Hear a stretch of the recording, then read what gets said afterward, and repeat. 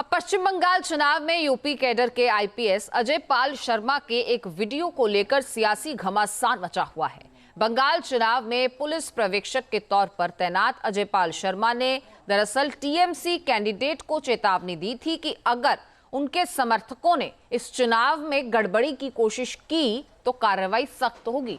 लेकिन अजय पाल शर्मा की इस वार्निंग को टीएमसी और समाजवादी पार्टी ने कैसे चुनावी मुद्दा बना दिया है, ये आप देखिए।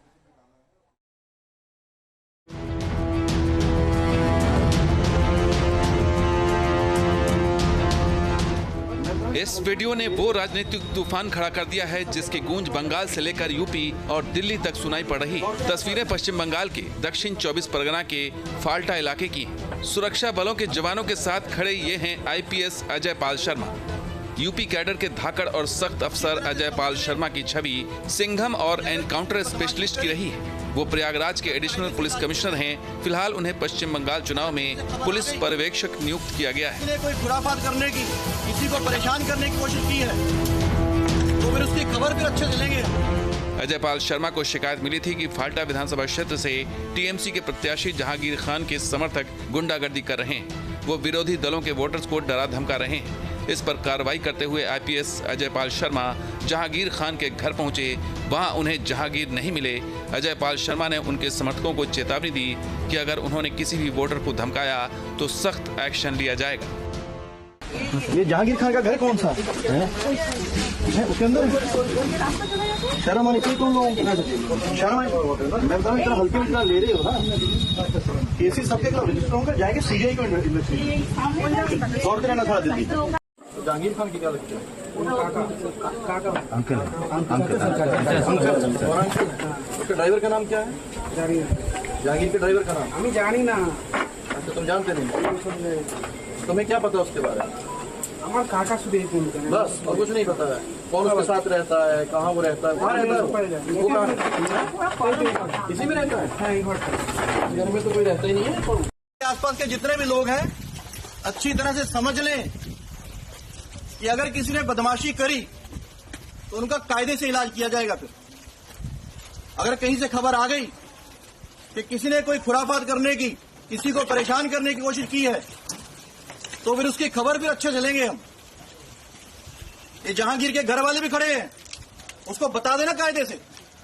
ये बार बार जो खबरें आ रही हैं कि उसके लोग धमका रहे हैं तो फिर अच्छे से खबर लेंगे। आईपीएस अजय पाल शर्मा ने चुनाव के दौरान पुलिस पर्यवेक्षक के तौर पर अपना फर्ज निभाते हुए उन लोगों को चेतावनी दी जो फ्री एंड फेयर इलेक्शन में बाधा डालने की कोशिश कर रहे थे। लेकिन ये बात अभिषेक बनर्जी के करीबी माने जाने वाले टीएमसी प्रत्याशी जहांगीर खान को पसंद नहीं आई। जहांगीर खान ने धमकाने वाले अंदाज में जवाब दिया। আজকের ওরা অনেক খেলা দেখাচ্ছে, তা খেলা তো ওরা শুরু করেছে, শেষটা কিন্তু আমরা করব। খেলা তো ওরা শুরু করেছে কিন্তু শেষটা আমরা করব। তাই পিকচার আবি বাকি মেরা দোস্ত, পিকচার এখন বাকি আছে, সময় শুরু হয়েছে। তোমরা ভাবছো নিজেকে কয়েকটা সিআরপিএফ নিয়ে বড় বড় বাতালা দিচ্ছ, কিন্তু আজকের বঙ্গনগর 1 নম্বর অঞ্চলে মানুষ যদি হেঁটে যায় না, সিআরপিএফ হাওয়ায় উড়ে যাবে। তাই মায়েরা যখন সঙ্গে আছে আমার বিশ্বাস ওদের এই ধমকানো চমকানো আমরা মেনে নেব না। आपने सुना, जहांगीर खान ने इशारों में अजय पाल शर्मा पर निशाना साधा तो खुलेआम सीआरपीएफ को भी टारगेट किया। उनके बयान एक तरह से अपने समर्थकों को उकसाने वाला भी कहा जा सकता है। सिर्फ जहांगीर खान ही नहीं, टीएमसी के बड़े नेताओं ने अजय पाल शर्मा के खिलाफ मोर्चा खोल दिया है। टीएमसी सांसद महुआ मोइत्रा ने एक्स पर पोस्ट किया। उन्होंने लिखा, आशा करती हूँ कि पुलिस से जुड़ी आपकी कला आपकी डांसिंग स्किल से बेहतर होगी। टीएमसी ने आईपीएस अजय पाल शर्मा पर तीखा हमला बोला। Ajay Pal Sharma, brought in by the Election Commission as the police observer of Diamond Harbour. He is known as an encounter specialist, and he is the same man who, along with CRPF forces, is barging into people's houses in the middle of the night, terrorizing the people of Diamond Harbour, and in the name of searching, he is assaulting women along with CRPF forces. But this Ajay Pal Sharma is also a very colorful character. Because this Ajaypal Sharma was also the center of two investigations. One is a corruption investigation. The second is a criminal breach of trust. Ajaypal Sharma UP cadre के IPS हैं, प्रयागराज में posted हैं। उन्होंने बंगाल में TMC के प्रत्याशी को कानून की हद में रहने को कहा तो समाजवादी पार्टी को इसमें अवसर नजर आया। समाजवादी पार्टी प्रमुख अखिलेश यादव ने सोशल मीडिया पर पोस्ट कर लिखा, पश्चिम बंगाल में भाजपा ने ऑब्जर्वर के नाम पर रामपुर व संभल में टेस्ट हुए अपने एजेंट भेजे हैं, लेकिन इनसे कुछ होने वाला नहीं।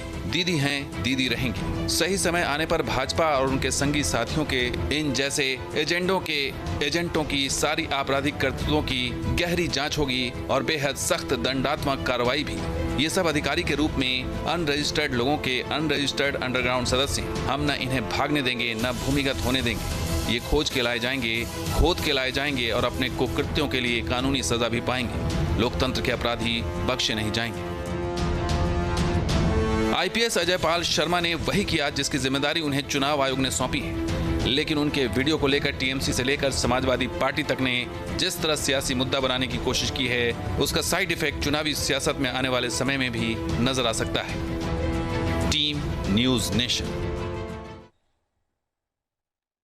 वहीं पश्चिम बंगाल में आज दूसरे और आखिरी चरण के चुनाव के लिए वोटिंग की तमाम तैयारियां पूरी कर ली गई हैं और वहीं दूसरी तरफ गोल दागने का खेल भी जारी है। पीएम ने पश्चिम बंगाल से सटे सिक्किम में फुटबॉल खेला, लेकिन उनका निशाना कहां था, इस रिपोर्ट में समझते हैं।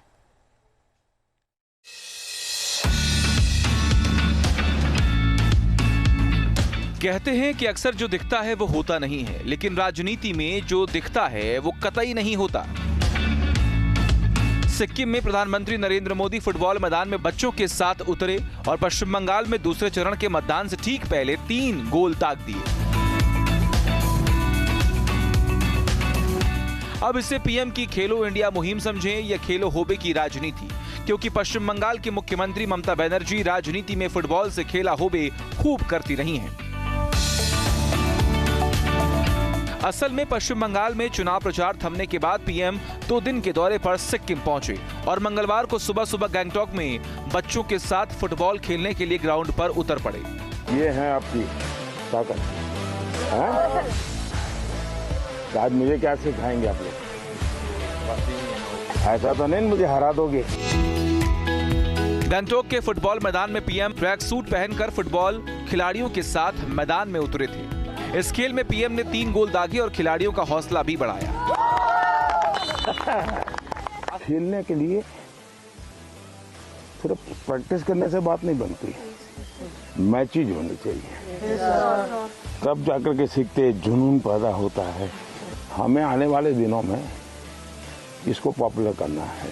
आपको मालूम है ना, भारत ओलंपिक के लिए प्रयास कर रहा है, तो तब तक आप खिलाड़ी पक्के बन जाएंगे।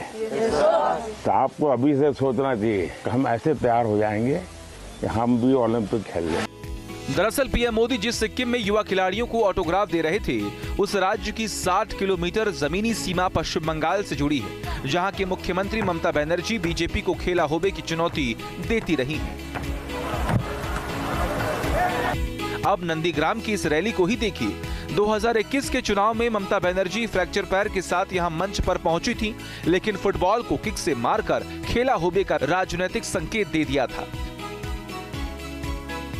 नंदीग्राम से ममता ने खेला होबे की प्रतीकात्मक लड़ाई छेड़ी थी, लेकिन ममता को बीजेपी के सुवेंदु अधिकारी ने चुनावी मैदान में पटखनी दे दी, यानी खेला होबे के साथ खेला हो गया। राजनीति से अलग अगर पश्चिम बंगाल में फुटबॉल को देखा जाए तो ये खेल यहाँ के लोगों की रग रग में बसा हुआ है।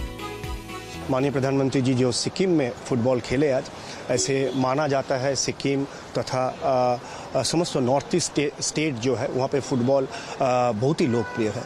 मैं समझता हूँ कि इससे भारत के फुटबॉल के लिए एक लोकप्रियता बढ़ेगी, बहुत सारे बच्चे फुटबॉल के साथ जुड़ेंगे।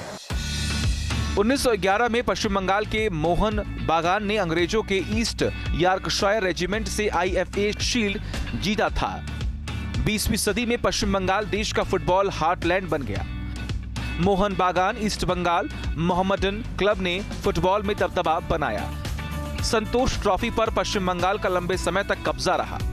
लेकिन केरल, गोवा और नॉर्थ ईस्ट ने पश्चिम बंगाल को पीछे धकेल दिया। बावजूद इसके 2021 के चुनाव में ममता बनर्जी इस खेल को राजनीति के मैदान में ले आए। खेला हुबे का ये जुनून 2026 में विधानसभा चुनाव में भी दिख रहा है। लेकिन सवाल है, क्या इस बार बीजेपी पश्चिम बंगाल में खेला कर पाएगी, सत्ता परिवर्तन कर पाएगी, टीएमसी के गढ़ में गोल दाग पाएगी? Team news nation. अब से डीडी फ्री डिश की चैनल नंबर 57 पर देखिए न्यूज नेशन।